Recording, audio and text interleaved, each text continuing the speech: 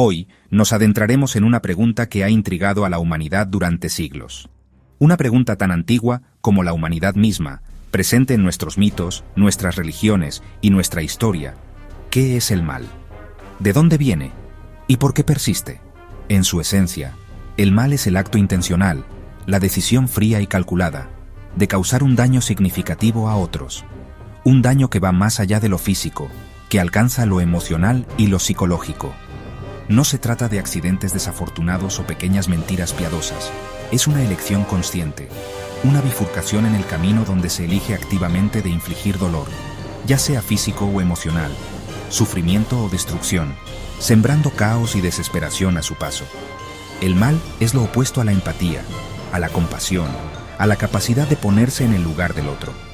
Es cuando alguien deja de ver a los demás como seres humanos, con sus propias historias, sueños y miedos, y los trata como objetos desechables u obstáculos a superar, despojándolos de su dignidad inherente. Esta deshumanización, esta erosión de la conexión humana, es lo que hace posible la crueldad, la indiferencia ante el sufrimiento ajeno, desde las peores atrocidades de la historia, los genocidios y las guerras, hasta los actos cotidianos de malicia, el acoso, la humillación pública y la manipulación. A diferencia de los animales, que actúan por instinto de supervivencia, que actúan por instinto, siguiendo los dictados de su naturaleza, el mal humano implica una elección moral, una desviación consciente del camino del bien. Sabemos lo que está bien y lo que está mal, tenemos una brújula moral interna que nos guía, y elegimos ignorarlo, silenciando nuestra conciencia en favor de la ganancia personal o la satisfacción sádica. El mal no es sobrenatural, no es una fuerza misteriosa que nos posee. Es un comportamiento humano, demasiado humano, una decisión calculada, una estrategia fría y despiadada, para causar sufrimiento severo, para infligir un dolor profundo y duradero, sin causa justa, sin justificación moral, simplemente por el placer de dominar y destruir. Comprender esto es crucial, es el primer paso para combatirlo, porque si el mal es una creación humana, una elección que hacemos, entonces tenemos el poder de confrontarlo, de resistirlo, y en última instancia, de reducirlo. Es un desafío enorme, una tarea que requiere valentía, determinación y un compromiso inquebrantable con la justicia, pero uno que no podemos ignorar, porque el precio de la inacción es demasiado alto. Así que vamos a desglosarlo, a analizar sus componentes, a entender sus mecanismos y ver qué podemos hacer al respecto, qué estrategias podemos implementar para construir un mundo más justo y compasivo. ¿Listos? Vamos. El mal ha acechado a la humanidad desde el principio, una sombra persistente que se extiende a lo largo de los anales del tiempo, dando forma a los capítulos más oscuros de la historia, dejando cicatrices indelebles en el tejido de la civilización. Estos eventos sirven como recordatorios sombríos de nuestra capacidad, tanto para la grandeza como para la depravación. Tomemos el Coliseo romano. Miles de personas vitoreaban mientras la gente luchaba a muerte por entretenimiento, un espectáculo sangriento que cautivaba al público y definía una época. La arena se convirtió en un escenario para la brutalidad, donde la vida humana se consideraba un mero entretenimiento.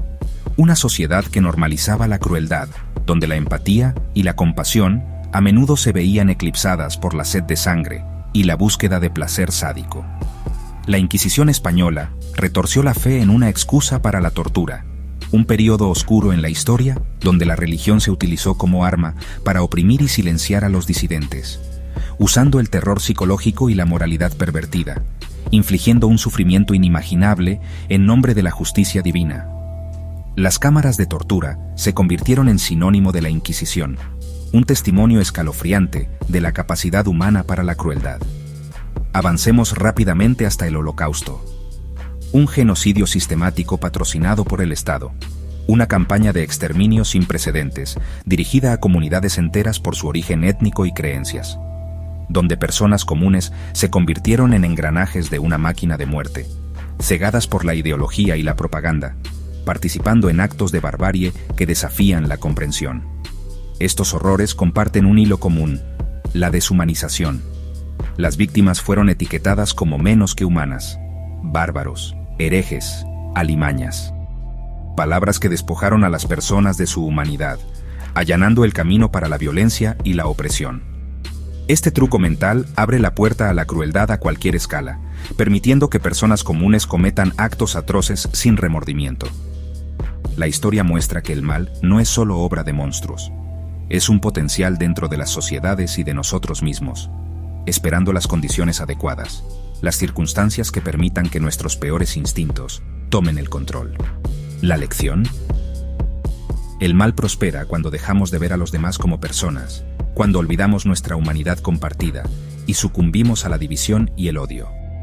No se trata solo de individuos, se trata de sistemas, creencias y las historias que nos contamos a nosotros mismos, las narrativas que dan forma a nuestra percepción del mundo y justifican nuestras acciones.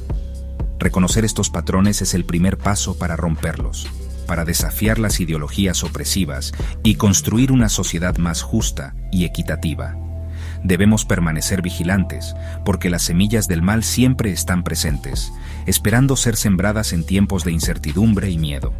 Aprendamos del pasado para forjar un futuro mejor, un futuro donde la empatía, la compasión y el respeto por la dignidad humana sean los pilares de nuestra sociedad. Cuando imaginamos el mal, ¿qué es lo primero que nos viene a la mente? A menudo pensamos en violencia, en actos que desafían nuestra comprensión de la humanidad. Asesinato, la forma más extrema de quitar una vida. Agresión, un ataque físico que deja cicatrices visibles. Tortura, un acto deliberado para infligir dolor extremo. Pero el mal no es solo físico, no se limita a la sangre y los moretones. La crueldad emocional y psicológica, a menudo invisible, puede ser igual de devastadora, dejando heridas profundas que tardan en sanar. El gaslighting, o hacer luz de gas, esa forma insidiosa de manipulación, el abuso verbal con palabras que hieren más que los golpes, la manipulación que controla a otros como si fueran marionetas, dejan cicatrices invisibles, marcas en el alma que a menudo se ignoran, que pueden durar toda la vida, afectando cada aspecto de la existencia de una persona. Luego está el mal sistémico, una forma de crueldad más sutil pero igualmente dañina. Cuando la crueldad está integrada, tejida en el tejido mismo de nuestra sociedad, en las leyes, instituciones o normas sociales que perpetúan la injusticia. Las leyes discriminatorias, que niegan derechos y oportunidades a ciertos grupos, la explotación económica, donde algunos se benefician a expensas de otros, y la exclusión social, marginando a aquellos que son diferentes.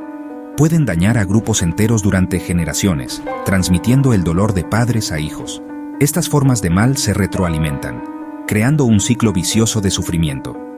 Una familia tóxica puede generar violencia, perpetuando el ciclo de abuso. La injusticia sistémica puede provocar brutalidad, alimentando la ira y la desesperación. El mal es un espectro, una gama de comportamientos y actitudes. Desde un comentario cruel, una pequeña astilla de maldad, hasta el genocidio, la destrucción masiva de un pueblo. El mal más peligroso, el que realmente debemos temer, suele ser el que pasa desapercibido, el que se esconde a plena vista, erosionando silenciosamente nuestra humanidad, poco a poco, día tras día. Reconocer todas sus formas es crucial, el primer paso para combatirlo. Solo entonces podremos confrontarlo, desafiarlo y resistirlo, donde quiera que se esconda, sin importar cuán astutamente se disfrace. El mal se adapta, muta y encuentra nuevas formas de manifestarse. Así debe hacerlo nuestra conciencia, evolucionar para reconocerlo y combatirlo. Mantengamos los ojos abiertos, permanezcamos vigilantes y nunca dejemos de luchar contra la oscuridad. ¿Las personas nacen malas o se vuelven así? Es complicado. Algunas investigaciones sugieren que la biología juega un papel. Las diferencias en el cerebro pueden reducir la empatía o el control de impulsos. Pero el entorno es enorme. Crecer con violencia o negligencia puede distorsionar el sentido del bien y del mal de una persona. La presión social y la necesidad de pertenecer pueden empujar a las personas por caminos oscuros, incluso si no son inherentemente crueles. Al final, la elección importa. Dos personas con el mismo origen pueden tomar caminos muy diferentes. La biología y la crianza cargan el arma, pero la elección aprieta el gatillo. El mal rara vez es destino, es una decisión. A veces, el mal no requiere de gente mala, solo de gente común en la situación equivocada. El experimento de la prisión de Stanford mostró lo rápido que la gente puede volverse cruel cuando se le da poder, y una identidad de grupo. La desindividualización, perder el sentido de uno mismo en una multitud, facilita dejar de lado la moral. La obediencia a la autoridad es otro factor. El experimento de Milgram reveló hasta dónde llegará la gente solo porque alguien a cargo se lo dice. La mayoría de las atrocidades no son cometidas por monstruos, sino por personas comunes que siguen órdenes o se unen al grupo. La línea entre el bien y el mal es delgada, y las circunstancias pueden empujar a cualquiera a cruzarla. Mantenerse consciente de estas fuerzas es clave para resistirlas. Nuestro entorno da forma a nuestra moralidad. Culturas tóxicas, obsesionadas con la competencia, el materialismo o el pensamiento de nosotros contra ellos, dificultan la empatía.